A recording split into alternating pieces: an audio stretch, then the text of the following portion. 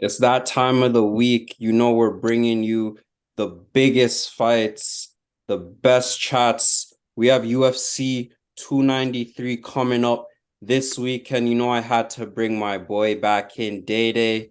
He is in the building with the fresh cut. What it do, bro? Yep, fresh cut dated. That's my new name. Yes, yes, that's what it's We're in looking the hot like. rod shirt. Had to rip Roddy Piper, R.I.P. RIP to the fallen soldier. But you know, we talking main event. Let's get straight to it. Izzy, the biggest star in UFC. Let's be honest, 8 mil on the gram. He has fire walkout dances. When he KOs someone, he has fire dances. Connor's gone. So I don't really see anybody that is topping him when it comes to star power. And he's active. I think that's the main thing for me. He's active. And to be the top dog, a top G, you have to constantly be fighting. And that's what he's doing. He's facing a guy in Sean Strickland. Does this guy stand a chance against Izzy? No, I don't think so. And if you look at his past few fights, Abus Magomedov and then Nasruddin Imavov, not even top ranked guys in the division. And I think he mainly got this fight due to Dricus du Plessis being injured and the trash talk. I think the press conference is going to be very interesting for this fight. I've already watched interviews of Strickland, and he's talking so much trash about Izzy, calling him the Chinese man, talking about the stuff that he does with dogs. And I think, I don't think Strickland stands much of a chance in this fight. I seen he's been training with Pereira, and maybe he could take some pointers from that, but I don't see Strickland standing much of a chance. I was gonna go straight to that. I think the press conference, there's going to be more fireworks in the press conference than the actual fight because all of you that have Twitter, you see how crazy Sean Strickland is on social media. So I think the press conference is going to be actually more crazy, more fire. Also, you remember last time these guys were in the same building, that press conference, Adesanya versus Cannonier, and Strickland was Yeah, clowning him about like his nails and clowning him about wearing like pearl necklaces and stuff like that. and getting knocked out by Pereira because that was when Strickland was going to fight Pereira. So I remember that press conference. So I think this one is going to be fire. Yeah, yeah. But yeah, I'm thinking we are all thinking that it's gonna be Driscus Duplessis against Izzy. Is Duplessis ducking? No, I don't think he's ducking. I think it's funny because someone from CKB, Kai Car France, just pulled out of a fight, and they were kind of getting at Duplessis for not taking the fight while he's injured, and that doesn't make any sense. Why would you take a title fight, the biggest fight of his career, especially with all the trash talk that's been going on between them? Why would you take that with an injury? So I I, I think a lot of the things that's been coming out of CKB, like with that, is just weird, and I don't like hearing stuff like that. I don't like hearing championship fighters talk about. His coach was in an interview talking about how this is the most prestigious title in the world, and it has to be treated as such, and this and saying things like that. But then you're talking about giving Cannonier another title shot, which doesn't make any sense. You know what I mean? We see That how makes that zero fight went. sense. Yeah, I think that Duplessis is the next fight. And I don't think he's ducking. I think he's gonna come back when he's ready and fight Adesanya. I hope that fight happens in the probably like February, March area of next year. Yeah, yeah. Nah, honestly, that's what Dana does though. Dana puts pressure on you to take title fights when you're injured. But at the end of the day, you're your own man. Like you have to make your decision.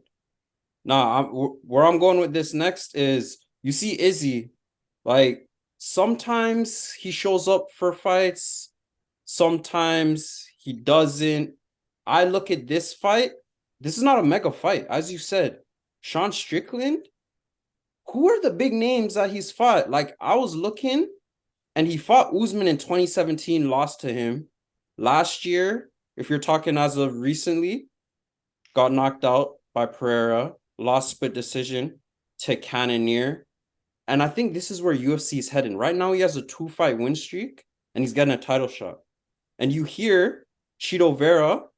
is gonna get a title shot against Sugar. He only has one fight win streak. I think this is where UFC is right now. It doesn't matter your win streak. It's just, have you got a title shot before? Can you sell some pay-per-views? Okay, here we go. Take it. Yeah, the what's going on in the bantamweight division is strange. I think the script was in, man. Like when you see that they put Cheeto Vera on the same card and then that lines up that fight so perfectly, especially how O'Malley knocked out Aljo, which I didn't expect at all. Because in that fight, Aljo did not follow the game plan I expected him to. I think he should have wrestled in the first round. I don't know why he would try to wait until the second round to really get the wrestling in, and then you lunge, you take a wild lunging strike and then get knocked out. And now that Sean O'Malley has the belt, and you see Aljo doesn't want to move up anymore, and Marab is saying he'll wait a year. I don't know if the Ray Longo camp thinks they own the 135-pound belt, but it's not like that. I don't know why Marab is talking about waiting another year for Aljo to get a title shot. I think Aljo should honor his promise and move up to 145 and take on maybe Max Holloway after Max Holloway just got Korean Zombie out of here, which was a great fight. I was watching that. Stayed up all morning for that because it was in Singapore, I think. So it was an early event. Nice KO by Max Holloway.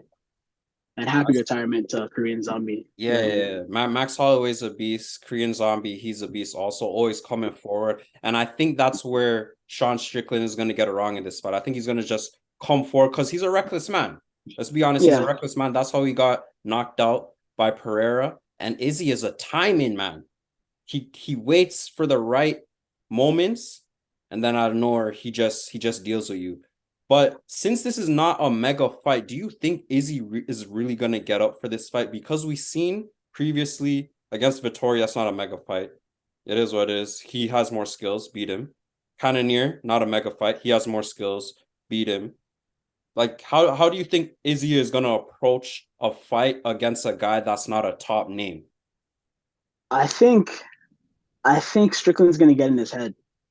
And that's what might make the fight interesting. Get Izzy to fight a little emotional. And if he does bite into that, then I think we're in for an interesting fight. I think he's gonna chop the legs of Strickland. Strickland stands up very straight.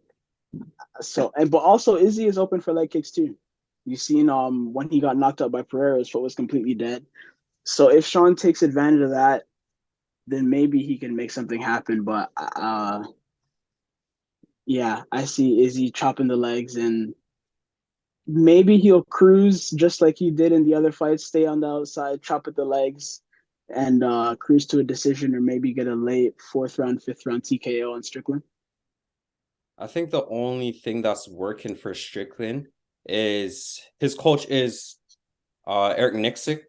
He's known around MMA for time. He actually coaches Francis. Ngannou. Yeah, exactly. So I'll give him that. He has a good corner. Nixick, he's good, but again, like Chris Curtis as it's well.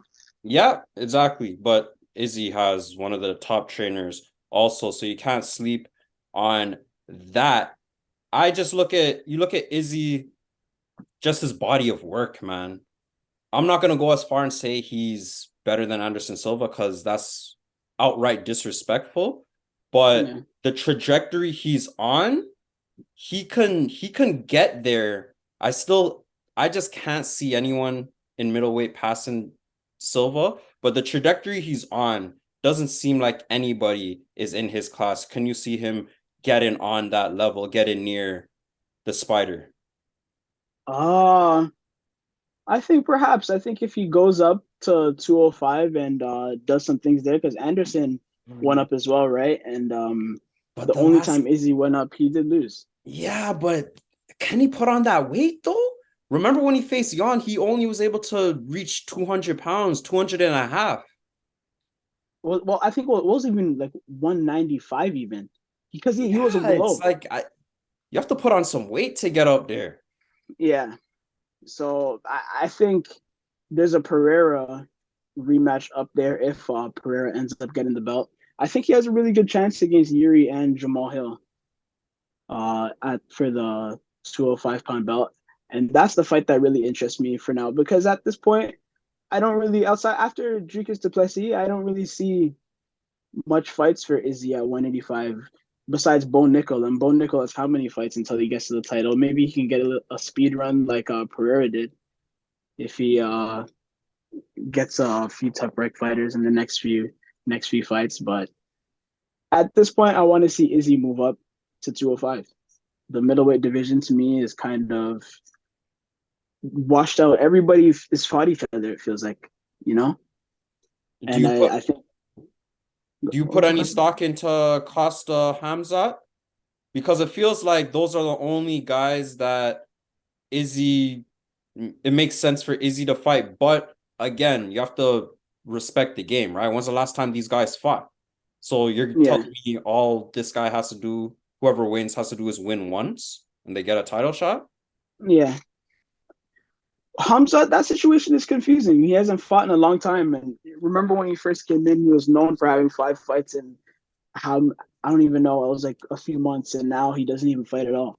And a win against Costa to put him for the belt, that would be strange, seeing how the Costa fight went. And Costa's hasn't even looked impressive. Even in the Luke Rockhold fight, he should have finished Luke Rockhold.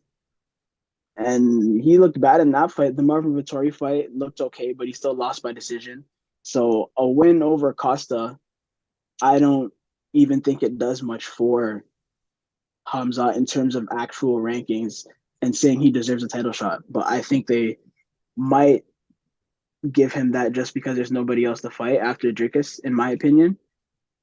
Or maybe they'll give Adesanya a Canada rematch, but where it's at for me is 205. Yeah, no. I want Jamal Hill to come back healthy because I would love to see Hill and Izzy. That fight would be, to me, I think that fight is actually one of the best fights in the entire UFC. But back to Strickland and Izzy, to this press conference, to this face off, to this weigh-in. Do you see anything crazy happening, like a shove in the face off? Uh, Maybe. I think he's gonna get emotional this press conference. I think the trash talk is gonna get Izzy emotional. I think he's gonna come with a bunch of his corny one-liners that he always comes with, and who knows? I think maybe the Australian crowd might even side with Strickland, and it'll really get in Izzy's head.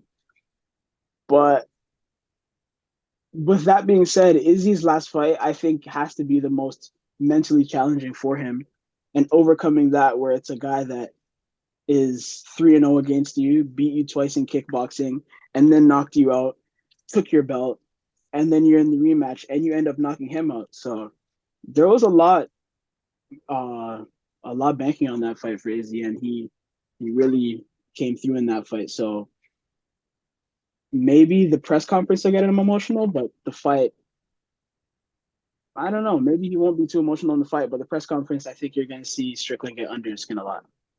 I think that's where Strickland that's the only place Strickland could win in this fight. He gets under Izzy's skin, he talks mad crap. And one thing about Izzy, you already mentioned his crappy one-liners. Izzy, he's gonna say something back. He's not a guy that doesn't have the last word. He has to have Yeah, yeah, that's just him. He has to have the last word. That's how he's built.